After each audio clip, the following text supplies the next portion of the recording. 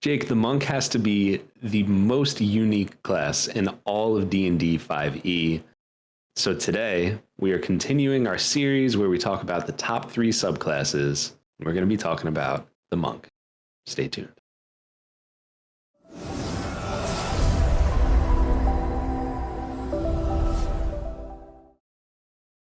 Well, hello there, everyone, and welcome back to another J&J Tabletop video. My name is Jake, and with me, as always, is Josh. And yeah, we're talking about the monk today. We're talking about our favorite and best subclasses. We've got 3 of them. And as usual, we are going to present our candidates in alphabetical order. And then at the end of the video, we're going to rank them because we know you won't skip to the timestamp that's in the description. That's a sneaky YouTuber trick. But we do discuss this topic in our Discord server. So feel free to check the link tree if you're interested in hanging out with us. And we also may have some honorable mentions at the end. So there could be bonuses that are there. So you should watch the whole video. Josh, what kind of criteria are we working with when we're talking about the subclasses today? Sure. So we're going to rate things based on the raw power of the subclass, which typically it kind of has to have a combat emphasis. We'll also be talking about how well it enhances what the base class already does or sets out to do. And also just kind of make sure that it doesn't take away from that too. This is going to be kind of an interesting one for you to take away from that, but we'll more on that later. And then we'll talk about, does it deliver on a fantasy? We are also going to avoid subclasses that have big overlap with each other. There might be 2 subclasses that are just so great, but they do basically the same thing, and one of those subclasses does that thing better. We're only going to talk about the one because it's the better one. We're not going to talk too much about role-playing because you could really do whatever you want with any subclass and any race or character or lineage combination. That's up to you as an individual. And of course, we're not going to be talking about multiclassing, are we? Multiclassing is where you break things down. You know, we're talking about the subclass itself going all the way to 20 with that one-on-one. Yeah. So let's just start off right now and go with the Ascendant Dragon. Josh, when I'm thinking about the Ascendant Dragon and our first criteria is raw power, I mean, you got to talk about the Breath of the Dragon, right? It doesn't cost key points, which is one of those things that I think every monk player is just like, they're always feeling key poor when they're going through their thing. I mean, Evan does in our Ancient Relics and Hokey Religions all the time, and you're a very nice dungeon master, giving him bonus key points through various magic items and things like that. He's got like 3 extra. Evan, you have nothing. They come back on a short rest, you monks, but I think Evan would like this because of that. And basically, the way the Breath of the Dragon works is instead of one of your attacks, whenever you take the attack action, you could substitute a breath attack, similar to like the Dragonborn. But when you're thinking about playing some kind of dragon-based monk, breathing breath weapon things like fire or poison, acid, whatever it is, I mean, this is I like it. I think that Breath of the Dragon is a great example for the enhancing of the base class, because a lot of these monk classes or monk subclasses, they take your bonus action to do the fun thing that the subclass is giving you. This is saying you can still do Flurry of Blows, but now if you want to, you can change one of those attacks or several of those attacks to your breath weapon. That's pretty cool.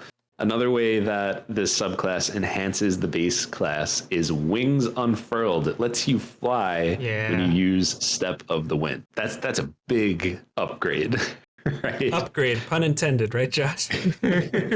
You know what I love about that, great pun, but you know what I love about that option and things like this, it takes something, Step the Winds and Patient Defense. A lot of people will avoid using those kind of options. They don't want to use their key on that because they'd rather use it for attacks. And I think in a lot of cases that's valid. Sure. But when you add something like Flight to Step of the Wind, it's like, all right, yeah, I'll use Step of the Wind. I get to fly. You know? Absolutely. We talk about it in our movement video and in the action economy all the time. This just enhances the monk's best ability, which is their availability to be where the action is at all times. And their mobility. We got abilities all over the place. And then when you talk about delivering on the fantasy, I mean, one of the most classic martial arts themes is like the Way of the Dragon. And this is just, I mean, you're talking about Dragon Breath, Dragon Fear, resistance to damage types that you envision a dragon having in 5th edition. You've got flight, and you even get blind sight. This really is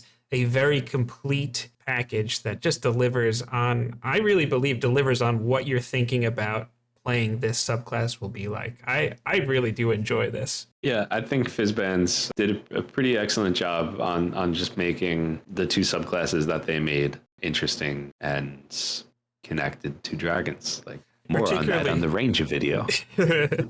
I think particularly when it comes to avoiding or trying to only enhance what the base class does, this really doesn't take away from it like anywhere, especially when you're talking about your precious key points. Next on our list, number 2 in alphabetical order, is the Way of Mercy. Jake, I know you're a pretty big fan of this one. Tell us a little bit about the raw power. Yeah, so your base features come online at level 3 with Hand of Healing and Hand of Harm. Healing, you could spend your key points to be able to heal, and it grows with your martial arts die. You've got the Hand of Harm, which sort of is like spending key to deal a little extra damage, almost like a little mini paladin smite. I think maybe when you're talking about this early on, especially when you only have 3 key points, I don't think Hand of Harm is probably going to be a good use for it, because you're probably still going to want to use Flurry of Blows to just get 2 more attacks. I don't think the value is there. However, these 2 features just grow with you every step of the way, and I love features that do that. And Hand of Harm, especially at level 6, which we're going to get to a little bit later, it does wonderful things here. And then even as a capstone, you're going to be able to raise the dead, which,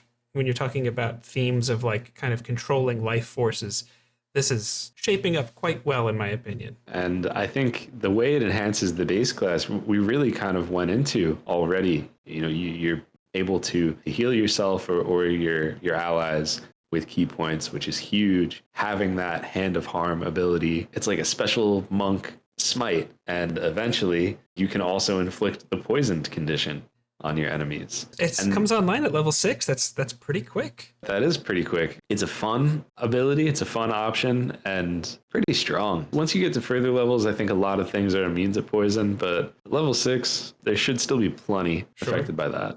As far as delivery on a fantasy, I think it delivers very well, with an asterisk, maybe. When you think of the Way of Mercy, I feel like you're thinking of healing, right? And maybe a visualization for that would be Mr. Miyagi doing his whole thing with the cups and all that, and healing Daniel-san. I haven't seen those movies in a long time. LaRusso! Yeah. And then you also have those life-draining powers. And for me, I'm a Kung Fu movie nerd, so I think of like the 5 Venom fists in True Legend. You have these like snake fists that deal poison damage and steal life from people. And I think that's really interesting, and it definitely hits the mark there. The asterisk, perhaps, is the fact that you could do both in one subclass, and it's not like one or the other. So as a nice to have options, super cool that you could do both. Yeah. From a fantasy perspective, there is like something in there that's just like, am I a healing monk or am I like an evil monk, you know? I kind of wonder if maybe it just has poor marketing with the label, because I do think the fantasy is more about like mastery over life force in general, and whether that's enhancing somebody's or pulling stuff away. That's kind of how I look at it, but the label is just Way of Mercy.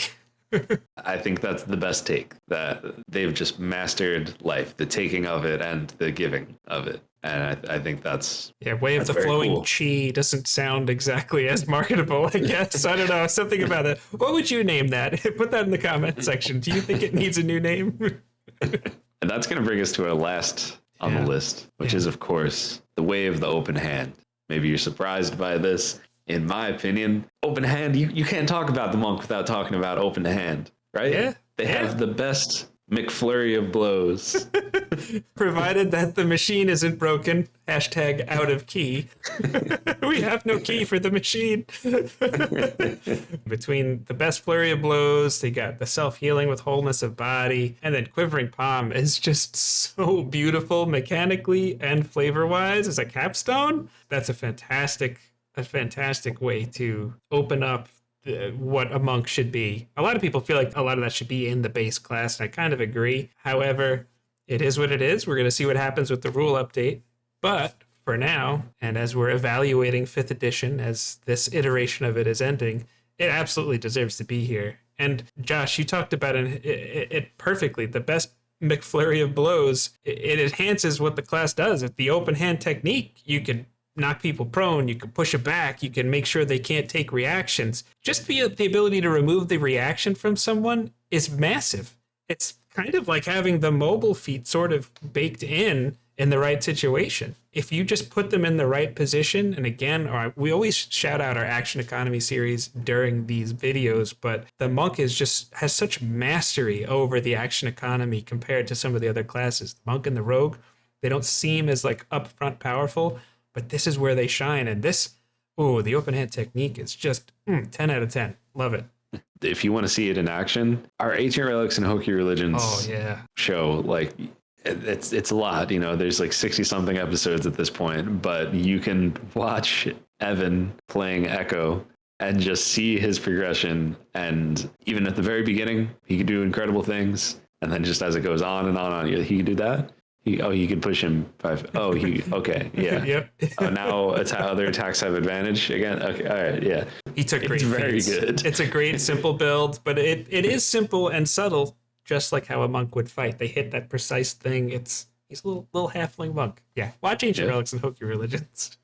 As far as delivery on a fantasy, I think when you imagine a monk as some sort of like martial warrior, maybe you're thinking about like Ip Man or like other characters played by Donnie Yen. You're thinking about like Jackie Chan movies, Bruce Lee. Hell, we could say Chuck Norris too. Like, oh yeah. If you're just thinking about this awesome, skilled martial warrior, I'm also going to throw out Roadhouse because they're doing a remake of that. It hasn't come out yet, but I'm interested. Ooh, okay. It's just really good. And if that's what you think of when you think of a monk, then this is definitely going to be the subclass for you. They also have a fun little feature in Tranquility, which is just very interesting to me. It's something you can be creative with. It's so hard to quantify it. You just start off with the Sanctuary spell in effect on you. And if you have a utility that needs you utilizing however you want to phrase that, the monk has built in with the speed, and as long as they're not attacking anybody, it's going to be difficult to hinder them from doing something. So it's just kind of fun. It's another way to enhance the kit that comes here. Josh, the time is now upon us to discuss our final rankings, and we'll start as we always do with number 3. Who did we put there? Number 3, we have the Ascendant Dragon. Ascendant Dragon it's really good. It does a lot of things well. It delivers on a fantasy. The capstone is excellent. There's nothing, I don't think I have anything negative to say about this. It's just that it doesn't necessarily hold up in terms of power compared to the other 2 on our list. Yeah, when we actually were first putting our notes together for this, I think we both were thinking this would be number 1. But I think the Breath of the Dragon, the oomph is just not quite there to put it over the top. Now, Jake, to be quite honest with you, I don't remember when we talk about honorable mentions, so I'm going to say one right now. Ooh. I think The Way of Shadow is really just an excellent option. It's like, I don't know, the rogue and a monk had a baby, and it is The Way of Shadow. We had a baby, it's a shadow.